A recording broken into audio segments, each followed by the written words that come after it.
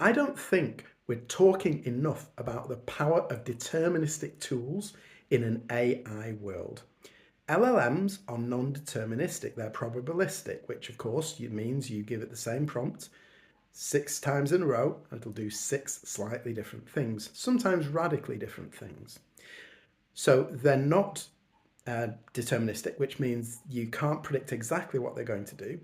They also burn a ton of tokens and they're quite expensive, generally speaking. So what I believe we need is a suite of more deterministic tools, scripts, programs, and of course the AI can build those, but those deterministic programs will allow us to save tokens, save money, save time, and most importantly, we can give these tools to the AI and ask the AI to check its own workings. And so like a type system is a very advanced version of one of these deterministic tools. A script is another. And ideally, any of these scripts should be made such that the AI cannot fail to use it correctly. And with this, I think we're going to see the rise of scripting for AI. So kind of what that means, I guess, in my head is we're going to see AIs that are designed to build scripts that the AI can understand. It can understand the command line arguments. It can understand the output of these tools.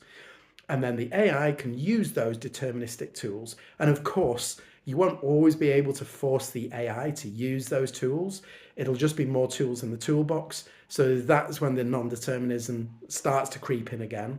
But potentially we could make some very deterministic sections of things like Ralph, things like Claude Code that say every single time you do a checkout operation or a checkpoint operation, a save operation, it runs the tests, it does a git commit, and we can build these things into potentially maybe slash commands. Anyway, I think deterministic tools are still incredibly powerful in the age of AI. And I recently saw on LinkedIn a great example of this. It was a little piece of software that was completely deterministic that did natural language parsing and predicted what the customer wanted. So it's like a very, very basic version of a chat LLM, but it was completely deterministic and it burned no tokens. So I can see those kind of things being almost like becoming frontline for customer support.